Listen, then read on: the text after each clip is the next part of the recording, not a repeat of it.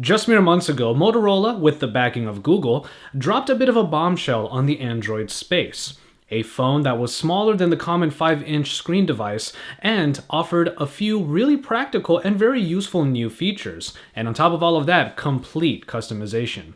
And even more on top of that, it was all made in the USA. Now, if one thing was becoming certain, it was that Motorola was making a comeback, and their trajectory looked really good, especially with this flagship leading the movement. But that was then. And it's Josh Regard from Android Authority. What's going on, everybody? And this is the Moto X. Now. Now, we will get into the news that happened earlier this week, but first, this is a video that is supposed to focus on the device, and that is exactly what I'm going to do for now. Now, to say that I was excited about the Moto X when it first came out and everything that it offered is really an understatement. After all, this Moto X right here is the first phone that actually made me happy to sign a 2-year contract because I was going to get what was to become one of my favorite phones of the year. Now, coming back to the wood backing that was supposed to come when the Moto X was first released, that's just another example, or one of the examples rather, of Motorola's troubles ever since this phone came out. Only recently did the wood backs finally come into the fray, and at first they came in at $100 as a premium price point. Luckily, those have gone down, but by now I'm actually just really happy with this one. And while I might customize a Moto X in the future, it's not something that I'm looking to do for a while. Taking a look at this device, it is still really holding up, and even if I throw it around a little bit, all I get is very minimal wear and tear. For the most part, I've had no problems whatsoever. The Moto X did make the case that phones didn't have to be big or even super powerful to be enjoyable, and in terms of the size, you do have a very easy phone to handle in basically one hand, which is something that most other phones can't say, and that curve on the back definitely helps as well.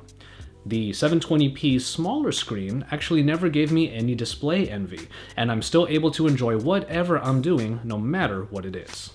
As far as performance goes, it remains about as good as it was when I first got this phone, and I love that the Moto X continues to prove that super new processors are not necessarily required for a good experience. Now, how about the main features of the Moto X that I brought to the Android space? Well, I do use them still all the time, especially the voice commands by saying, "Okay, Google now." This is still really one of my favorite options out there for hands-free multitasking, and it just works really well and is one of the best parts about the phone. Now, as you can see right there, we also have active display, and that active display still stands alone in the Android space as one of the best ways of getting your notifications that is already built into the phone. But as much as I do love the active display, I have to admit I don't use it quite as much, but that is for one very particular and specific reason. Which brings me to one of the reasons why I still really love my Moto X. Now, with Motorola having the backing of Google when this phone first came out, it definitely was a Nexus-like experience that wasn't completely stock, but definitely looked like it, and had only a few features that Motorola baked in themselves. I've used Aviate on here, Everything Home Launcher. I've done a lot to change the experience on this phone, but the underlying features that really make the Moto X differentiate itself from the rest of the pack were still there. And that's something that I think the Moto X provides any Android user. The full customization that Android gives you without the need for really losing some of the features that make it what it is. But then what made the Moto X so appealing was just how much it was being supported by Google. For example, KitKat didn't take very long to come to the phone at all, and it only made the experience better by keeping the phone as current as possible. But then that's what makes this week's piece of news incredibly important and, to be honest, very unsettling, because Google, in an incredible move, sold Motorola to Lenovo for $2.91 billion. And essentially what this means is that Lenovo has Motorola, and while Google kept many parts of Motorola, for the most part it's up to Lenovo now to see what to do with the future of Motorola. As far as the reasons why something like this happened, well, there's a lot of speculation. Motorola, to be fair, had been a tough cookie to crack financially. Despite good intentions and good, if not initially rocky, implementation, and a rekindled respect among the industry and consumers alike, the return on Google's investment just didn't really come fast enough. Now, one can argue that Google got a lot of patents from Motorola, and that's probably the value that they really put into this acquisition, but ultimately, selling the company for such a low price to Lenovo is really a big benefit to Lenovo.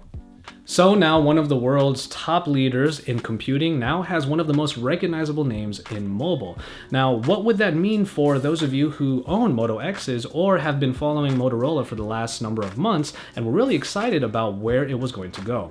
Well, that's the part that's unsettling. It's because we don't really know.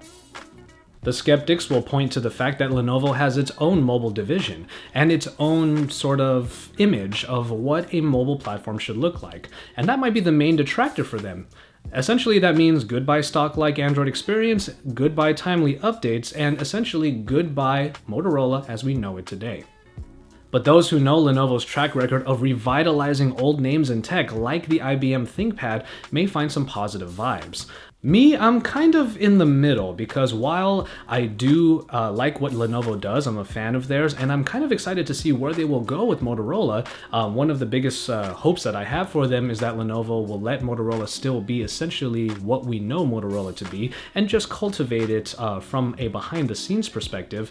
I do have to say that that positivity is greatly outweighed by the fact that losing Google as a parent company is a huge minus. In the end, I can only hope that the foundation set in place by Motorola when they were with Google will be appealing enough for Lenovo to continue to cultivate. For anybody that asks me what kind of Android device should I get, the Moto X still remains near the top, primarily because it is a great entry point into the Android space that is still very appreciated by even Android veterans.